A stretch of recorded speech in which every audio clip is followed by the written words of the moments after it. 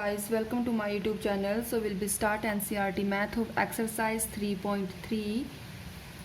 First question is given a parallelogram ABCD.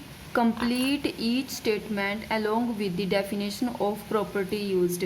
कि आपने property को यूज़ करते हुए इस पैरेलल ABCD को फाइंड आउट करना है। ठीक है, जो भी इसमें नीचे क्वेश्चन दिए गए हैं।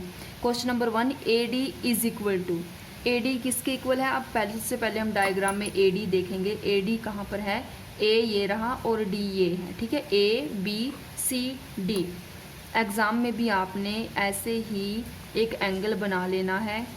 ठीक है, एंगल बनाने के बाद नीचे क्वेश्चन लिखने हैं और उसे सॉल्व करने हैं। AD कहाँ पर है? A और D ये रहा। इसके इक्वल कौन सी लाइन होगी? इक्वल बोला है ना, इसके इक्वल कौन सी लाइन है? C और B, या कह सकते हो आप B और C। यही हम यहाँ पर लिखेंगे B और C की AD इक्वल है BC के। ठीक है, तो हम यहाँ पर लिख सकते हैं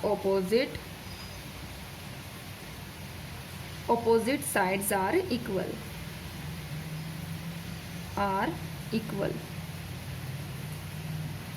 यहाँ पर ब्रैकेट आपने बंद करनी है। ठीक है, नेक्स्ट है आपका एंगल DCB। एंगल DCB, इस एंगल का क्या मीनिंग होता है कि इसमें आपने एक कोण ढूंढना है। कोण हमेशा कहाँ पर बनते हैं? कॉर्नर पर। कि एंगल DCB, एंगल DC और B, इट मीन्स जो ये है हमारा इतना पोर्शन है जो, ठीक है, इस एंगल को देखना है आपने। इसी के बिल्कुल इक्वल कौन सा एंगल होगा? यहाँ पर ये वाला DAB, और चाहे आप इसको BAD भी कह सकते हो। हम लिख लेते हैं एंगल DAB। ठीक है, ये समझ में आ गया। और इसमें क्या लिखेंगे हम? Opposites angle are equal. यहाँ पर साइड इक्वल थी और यहाँ पर ये एंगल इक्वल है। ऑपोजिट एंगल्स आर इक्वल, ये आ जाएगा। अब देखो यहाँ पर OC, इट मीन्स ये वाला पार्ट दिया हुआ है O और C। ये OC किसके इक्वल होगा? AO के इक्वल होगा। ठीक है, या आप इसको OA भी लिख सकते हो और AO भी लिख सकते हो। ठीक है, हम लिख लेते हैं इसको OA कि OC किसके इक्वल है? OA के इक्वल है। ठीक है, और हम इसको लिख सकते हैं डायगोनल्स, A आएगा, सॉरी यहाँ पे DIAG, आप A कर लेना यहाँ पर, DIAGONALS,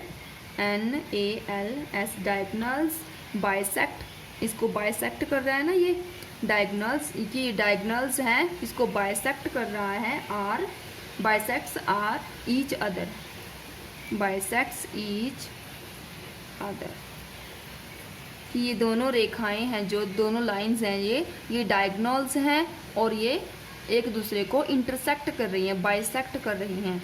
अब है नेक्स्ट फोर्थ है हमारे पास M, एंगल DAB। ठीक है, DAB और plus CDA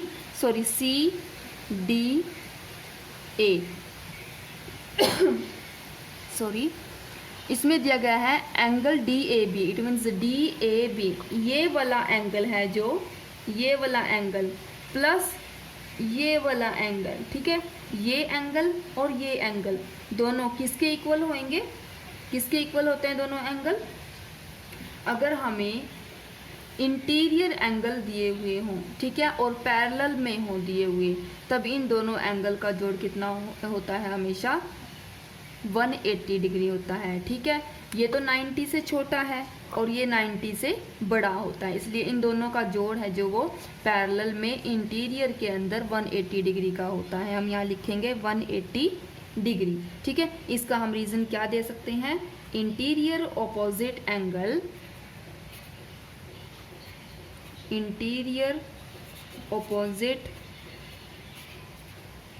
angles since AB parallel है और इक्वल है DC के। ठीक है, ये हमारा आंसर है। नेक्स्ट अब हम करते हैं B question, sorry second question. Second question में गिवन है consider the following parallelogram, find the value of the unknowns x y z, कि जो हमें पता नहीं है इसमें एक्स वाई और जेड, इनको आपने फाइंड आउट करना है, इनकी वैल्यू निकालनी है। ठीक है, तो सबसे पहले हमें डायग्राम दिया गया है ए बी सी डी। ए में कौन सा एंगल है बना हुआ, जेड, बी में 100 है, सी का एक्स है और डी का वाई एंगल है। ठीक है, तो सबसे पहले हमने क्या करना है, जो हमारे पास पैरेलल एंगल होता है, ठीक है, पैरेललोग्राम दिया हुआ होता है, उसमें हमने क्या करना होता है, चारों जो कोण हैं हमारे पास, चारों जो एंगल हैं, इनका जोड़ करना है। और जोड़ किसके बराबर आना चाहिए, 360 डिग्री के। यस, 360 डिग्री के इक्वल आना चाहिए। ठीक है, तो सबसे पहले हम लिख लेते हैं x plus y plus z plus 100 is equal to 360 degree. ठीक है, अब एक्स वाई जेड का हमें मान नहीं पता है, तब हम क्या करेंगे कि जितना ये है यहाँ पर, ठीक है, एक दूसरे के इक्वल होते हैं, ये जितना ये बी कितना दिया हुआ है, 100 दिया हुआ है, तो इट मीन्स ऑटोमेटिकली डी भी हमारा कितना होगा, 100 होगा, 100 होगा ये भी हमारे पास। ठीक है, तब हम y की वैल्यू 100 लिखेंगे, x plus 100 plus z plus 100 is equal to 360 degree. अब 100 200 हो जाएगा, x plus z plus 200 is equal to 360। अब x plus z is equal to 360 minus 200। अब 360 में से 200 माइनस करेंगे, कितना बचेगा, 160। x plus z is equal to कितना बचेगा, 160। ठीक है, अब 160 बचा है हमारे पास। x प्लस जेड हमने दो निकालने हैं ना, तो इट मीन्स 160 को हम 2 से डिवाइड करेंगे, 2 है ना ये, 2 8 जा 16 80। इट मीन्स जो x की वैल्यू है हमारे पास वो हो जाएगी 80 और y की वैल्यू कितनी थी, 100 और z की वैल्यू कितनी हो जाएगी, 80। कि जी अगर हमारे पास x 80 निकलता है, ठीक है, x 80 निकलता है, ऑटोमेटिकली z भी हमारे पास 80 निकलेगा, क्योंकि हमने इसको 2 से डिवाइड किया है। और 2 से क्यों डिवाइड किया, क्योंकि ये दोनों इक्वल होते हैं, इसलिए हम इसको 2 से डिवाइड करते हैं। ठीक है, क्वेश्चन अच्छे से समझ में आ गया ये वाला। नेक्स्ट है बी क्वेश्चन। बी का डायग्राम देखो, ये x है दिया हुआ और यहाँ पर y, ये हम इसके नाम भी लिख देते हैं, A B C D E। ठीक है, यहाँ पर कितना दिया हुआ है, x और यहाँ पर y, और ये D पॉइंट है जो 50 और B है z को शो करता है। ठीक है, अब देखो यहाँ पर जितना तो ये वाला होगा x होगा, उतना ही हमारे पास y होगा। ठीक है, और उतना ही z भी होगा। ठीक है, अब यहाँ पर d कितना दिया हुआ है, 50 दिया हुआ है, d कितना दे रखा है इन्होंने, 50 के अपोजिट बिल्कुल यहाँ पर भी कितना होगा हमारे पास, ये 50 ही होगा। ठीक है, तो सबसे पहले हम क्या करेंगे, z की वैल्यू निकाल लेंगे। z is equal to z की, ये कितना हो गया हमारे पास, 50 हो गया, तो z की वैल्यू कैसे निकाल लेंगे, 180 में से 50 माइनस कर देंगे हम, 180 माइनस 50 कितना बचेगा, 130। अब z निकल गया हमारे पास 130 डिग्री निकला। ठीक है, अब जितना तो हमारे पास 130 है, ये 130 निकला। अब 130 में क्या करना है हमने, z,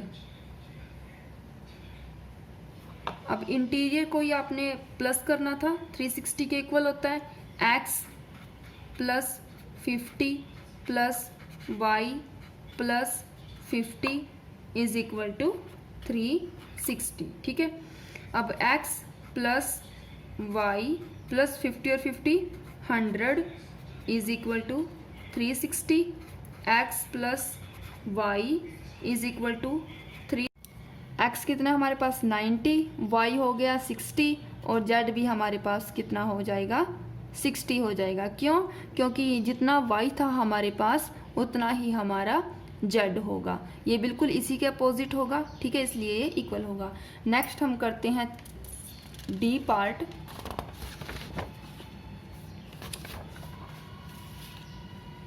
डी है इसका, ये हमें डायग्राम दिया गया है ए बी सी डी। ए पर एक्स है, बी पर 80 डिग्री और डी पर वाई है और सी के जो बाहर की तरफ है ये जेड है, ठीक है। तो इसमें अगर बी हमारे पास 80 है तो वाई भी ऑटोमेटिक 80 हो जाएगा, ठीक है। वाई भी कितना हो जाएगा, 80 डिग्री हो जाएगा। अगर यहाँ पर ये 80 है तो ये भी 80 हो जाएगा, ठीक है। वाई कितना दिया हुआ है हमें, 80 डिग्री। और जेड यहाँ पर भी सेम, जैसे ये दिया हुआ ऐसे और ऐसे, बिल्कुल इसी की लाइन पर। ये भी इसके अपोजिट है, अगर वाई 80 है तो जेड भी ऑटोमेटिक हमारे पास कितना हो जाएगा, 80, क्योंकि ये इसके अपोजिट हो जाएगा, ठीक है। जेड भी हमारे पास 80 डिग्री का हो जाएगा। निकालना क्या हमने, एक्स निकालना है। अब एक्स निकालने के लिए क्या करेंगे, एक्स निकालने के लिए हम क्या करेंगे, मान लो हमारे पास ये है, इस साइड लाइन है, ठीक है, यानी कि ये ऐसे करके ऐसे और ऐसे, जितना तो यहाँ पर था, यानी इट मीन्स जितना यहाँ पर बना हुआ है कोण उतना ही हमारे पास यहाँ पर है। ये कितना हो जाएगा हमारे यहाँ पर 80 डिग्री, यानी कि 180 में से हम 80 माइनस करेंगे, हमारे पास x की वैल्यू निकल जाएगी। 180 में से 80 माइनस करेंगे 100, इट मीन्स जो x है उसकी वैल्यू कितनी निकल गई, 100, ठीक है। इसको हम शो कर देते हैं, x की वैल्यू 100, y की 80 और z की 80, ठीक है। ये हमारा आंसर है। नेक्स्ट है ई को भी हम शो कर देते हैं, A B C and D. इसमें भी एक्स वाई और जेड की वैल्यू निकालनी है। अब देखते हैं इसमें क्या होता है। वाई यहाँ पर कितना दिया हुआ है, 112, तो वाई भी ऑटोमेटिक 112 हो जाएगा, 112 हो जाएगा। वाई इज इक्वल टू 112, ठीक है। अब जितना यहाँ पर दिया हुआ है 40 डिग्री, ठीक है, पहले हम प्लस कर लेते हैं, एक्स 40 और ये वाई जेड और 112 है। तो ये पॉलीगॉन, ठीक है, रेगुलर पॉलीगॉन। हम क्या कर लेते हैं, पूरे को प्लस कर लेते हैं, x plus y plus 40 degree plus z, ये वाला x y 40 z 112 is equal to 360। अब x की जगह हम x ही रखेंगे, ओह सॉरी प्लस आ जाएगा। y में हम 112 प्लस करेंगे, plus 40 plus z plus 112 plus 112 plus ये वाला, यहाँ पर भी तो दिखाना है। अगर ये 40 है तो इट मीन्स ये भी हमारा 40 डिग्री होगा, 40, ठीक है, यहाँ पर दिखाना है ये plus 40 degree is equal to 360। अब x प्लस जेड प्लस 112 40 112 और 40, इन चारों को प्लस करके कितना आ जाएगा, 304 इज इक्वल टू 360। अब x plus z is equal to 360 में से 304 माइनस करेंगे, कितना बचेगा, 56। अब 2 है यहाँ पर तो 56 को आप 2 से डिवाइड करोगे, 2 2 जा 4, 2 8 जा 16, इट मीन्स 28। एक्स की वैल्यू भी 28 है और जेड की वैल्यू भी 28 है। एक्स की वैल्यू 28 और जेड की वैल्यू भी कितनी आ गई हमारे पास, 28। मैं यहाँ पर आपको थोड़ा सा शो करके दिखा देती हूँ। एक्स कितना निकल गया था हमारे पास, एक्स 28, ठीक है, और जेड कितना निकला, 28, ठीक है। एक्स और वाई कितना निकला, 112 निकल गए तीनों। ठीक है, ये हमारे आंसर हैं। ठीक है, नेक्स्ट अब हम करते हैं थर्ड क्वेश्चन। इस क्वेश्चन में पूछा गया है can a quadrilateral ABCD be a parallelogram if first है angle D plus angle B 180 degree की। पहले आपने क्वाड्रिलेटरल एंगल बनाना है। ठीक है, मान लेते हैं हमारे पास एक क्वाड्रिलेटरल ट्रायंगल है, पहले हम उसको ड्रा कर लेते हैं। ठीक है, कोई भी आप रफली ट्रायंगल नहीं क्वाड्रिलेटरल एंगल बना सकते हो। मान लो मैंने ये वाला एंगल बनाया है,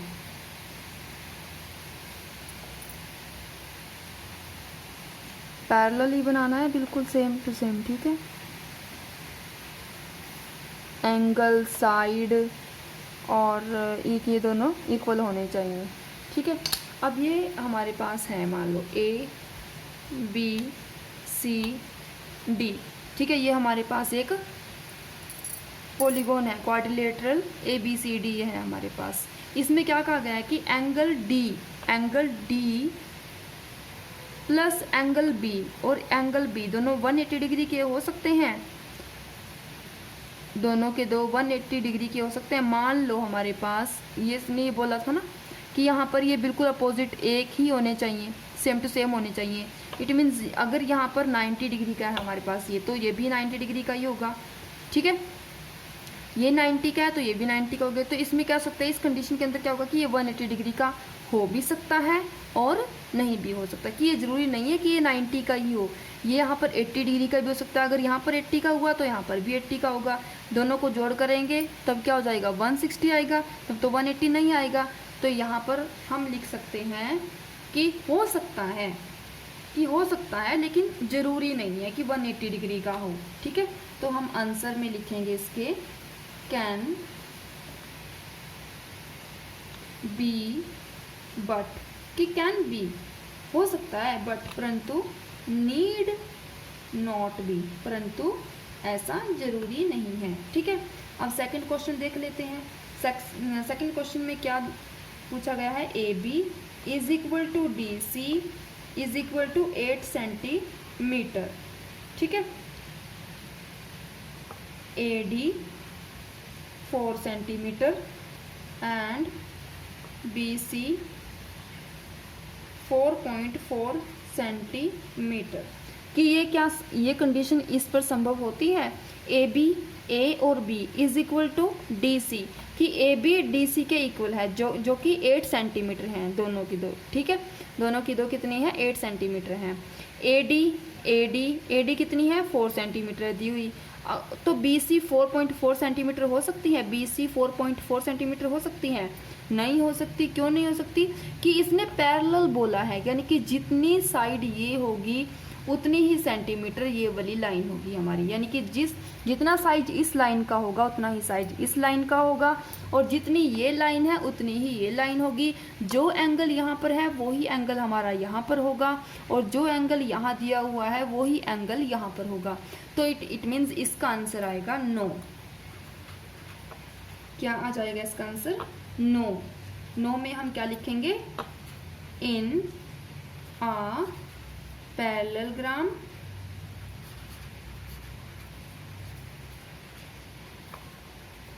इन अ पैरेललोग्राम, की पैरेललोग्राम में ऑपोजिट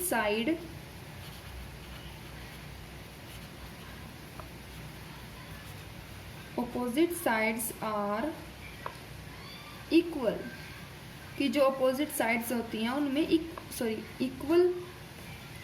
इक्वल होती हैं वो। ठीक है, इस कंडीशन के अंदर बट हेयर, परंतु यहाँ पर AD is not equal to BC, परंतु यहाँ पर जो कंडीशन दी गई है, जो सेकंड क्वेश्चन के अंदर कंडीशन दी गई है उसके अकॉर्डिंग ये AD इक्वल नहीं है BC के। ठीक है, अब थर्ड क्वेश्चन देख लेते हैं। इसी में थर्ड क्वेश्चन क्या कहता है, angle A is equal to 70 degree and angle C is equal to 65 degree.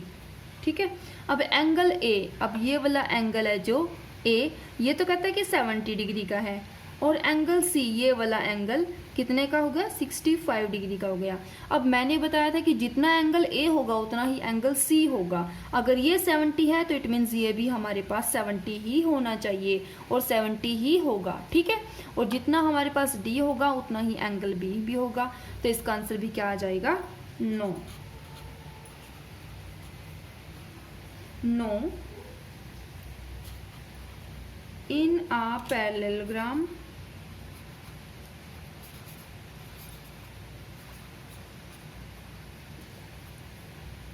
opposite angle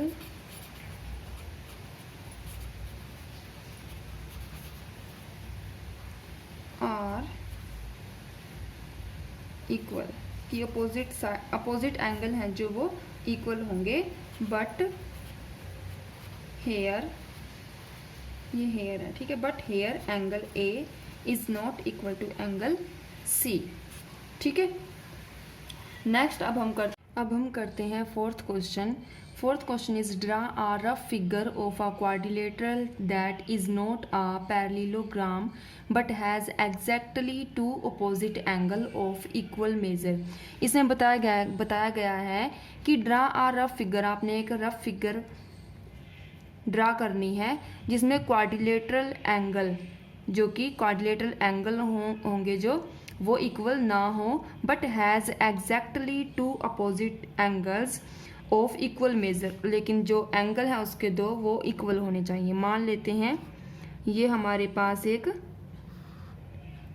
figure है, ठीक है, जो कि पैरेलल, जो कि क्या नहीं है, एक दूसरे के पैरेलल लाइनें नहीं हैं, ठीक है। लेकिन क्या है इसमें, जो यहाँ पर एंगल होगा वो ही सेम, जितने का एंगल यहाँ होगा वो ही सेम एंगल हमारे पास यहाँ होगा, ठीक है। तो ये किसकी शेप बनी है, एक काइट की शेप बनती है। तो आंसर क्या आएगा इसका, काइट, ठीक है, कि हम काइट का एग्जाम्पल ले सकते हैं, a kite for of example.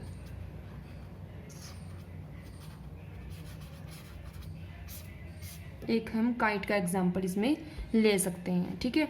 Next, measure of two adjacent angle of a parallelogram are in the ratio 3:2। Find the measure of each of the angles of the parallelogram. इसमें बताया गया है the measure of two adjacent angle of a parallelogram, कि आपने एक parallelogram लेना है, ठीक है। मान लेते हैं ये एक क्या है, पैरेललोग्राम है हमारे पास, ठीक है। इसमें क्या कहता है, measure of two adjacent angles of a parallelogram are in the ratio 3:2, कि इनका जो रेशो है वो 3:2 है। Find the measure of each of the angles of the parallelogram. इसके एंगल को हमने फाइंड आउट करना है कि प्रत्येक एंगल कितने कितने डिग्री का होगा, ठीक है। तो सबसे पहले हम क्या करते हैं, let 1 angle B is equal to 3x। मान लेते हैं हम ये वाला जो एंगल है ये 3x है, और दूसरा एंगल है जो वो 2x है, ठीक है। Let 1 angle B 3x, another angle is, ये O है, other angle is equal to 2x, ठीक है। तो हमारे पास यहाँ पर जो फर्स्ट एंगल था वो 3x है, और जो सेकंड एंगल है वो 2x है, ठीक है। तो यहाँ पर क्या होता है, adjacent angles of a parallelogram are supplementary, ठीक है। ये क्या होते हैं, एक दूसरे के सप्लीमेंट्री होंगे, यानी कि एक दूसरे के पूरक होंगे। यहाँ हम लिख सकते हैं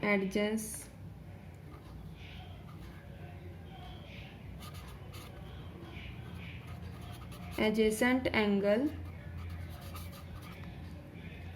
of a parallelogram are supplementary,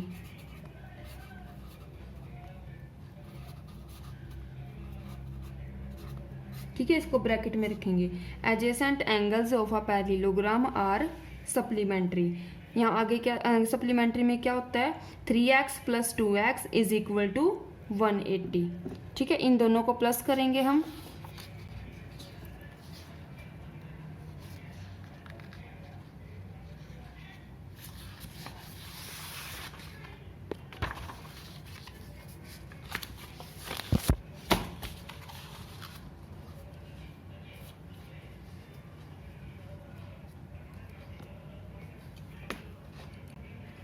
three x plus 2x is equal to 180 degree. अब 3 और 2 को दोनों को प्लस करेंगे, 3 और 2 5x is equal to 180 degree.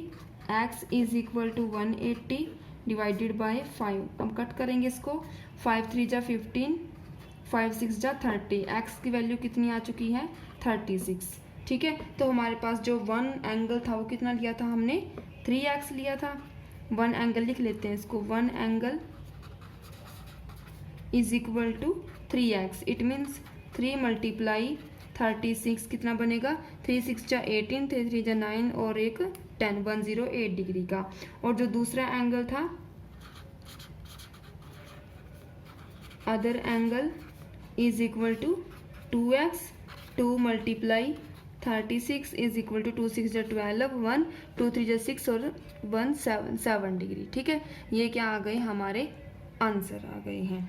तो आज की वीडियो यहीं पर ख़त्म होती है, मिलते हैं अगली वीडियो में, तब तक के लिए गुड बाय। और इसे अगर ये वीडियो आपको पसंद आए तो इसे लाइक और शेयर ज़रूर कीजिए अपने फ्रेंड्स के साथ। अगर आपके कुछ सुझाव हैं इस वीडियो से रिलेटेड तो नीचे कमेंट सेक्शन में आप कर सकते हैं। अगर आपने अभी तक इस चैनल को सब्सक्राइब नहीं किया तो इसे सब्सक्राइब कर लीजिए और साथ में बेल आइकन को ज़रूर प्रेस करें, जिससे आपको आने वाली नई वीडियो के बारे में पता चल जाए। तो मिलते हैं अगली वीडियो में, तब तक के लिए गुड बाय, टेक केयर।